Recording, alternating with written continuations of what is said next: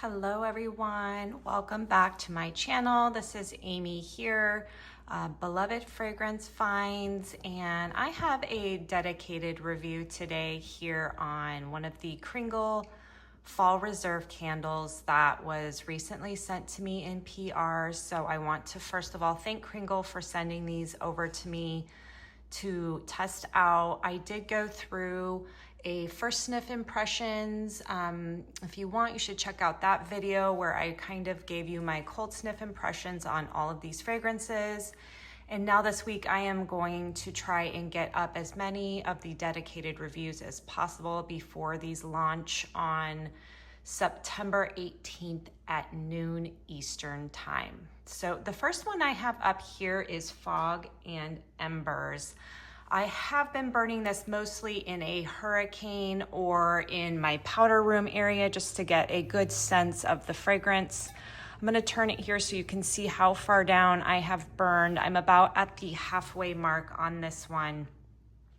Now on initial cold sniff impression, I believe I ranked this more towards the end. I don't remember. I think it was in fourth. I want to say fourth or fifth place based on cold sniff impression. But I did mention in my cold sniff impression that I really liked the amber I was getting from this. And I have to say, you guys, post burn, this one has moved up the rankings quite substantially. I would probably put this one in third favorite post burn. I'm really enjoying the warmth that comes from this one, and I feel like the amber in this candle is very similar to the amber in Warm and Toasty. So if you like the Warm and Toasty fragrance and the amber that is in that, I think that this is one you may want to give a try.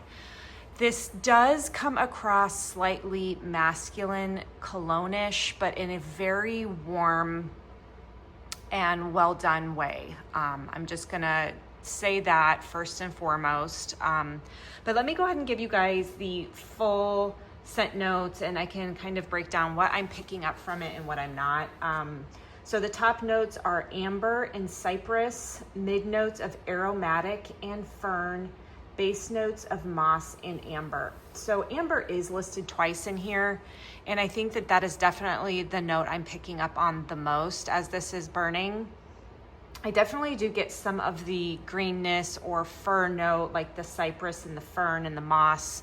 I think that's what makes it feel somewhat like a masculine cologne type fragrance. And the aromatic gives it like an outdoorsy, slightly earthy feel, I would say, or, you know, kind of like this air-like quality to it. It's really, I am finding it really well done, and I am really enjoying it here. I would say that the warmth from the amber is definitely what is making this a love for me. And it takes a lot for me to say that something is a love. This is probably one that I would actually consider purchasing upon release to have another of, which really is surprising me. But the more I'm burning this, the more I'm enjoying it.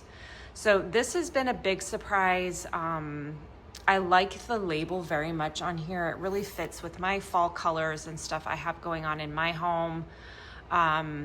Now, what's kind of missing for me is the strength. So I'm not finding most of these candles in this reserve line to be very strong aside from one.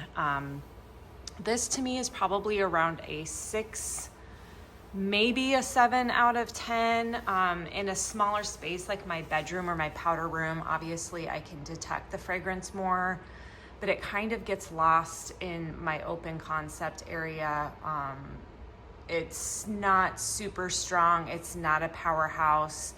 It's more one that you can only smell or detect when you're in the general vicinity of where this candle is burning. So that is the downside for me on this one. I was really hoping it would be stronger, and unfortunately it's just not, but it is good enough that it's one I would consider purchasing. maybe to burn in my kitchen or my bathroom or bedroom more so. Or if I had two of them going, like if I had this one and then another going at the same time, I think that that would also be really nice. But yeah, it's unfortunate for a $34 price point that the throw on this isn't a bit stronger. And I'm finding that to be the case with multiple of these Reserve fall candles, aside from one that I do find to be a powerhouse, but we will talk about that one when I do a full dedicated review on it. But yeah, Fog and Embers, it is a good one. It is one that really surprised me after my cold sniff impression. I was really hoping that that amber would come out more as burning, and it really did. Because on cold sniff, I think I was getting more of a masculine cologne vibe to it. And that kind of goes to the background while burning, and I'm definitely getting more of the sweet amber notes in this. So again, if you are one that enjoyed warm and toasty, I think this is one that you might enjoy as well. So thanks for listening in, everyone, on this dedicated review of Fog and Embers, and I hope you have a fantastic rest of your day. Thanks. Bye-bye.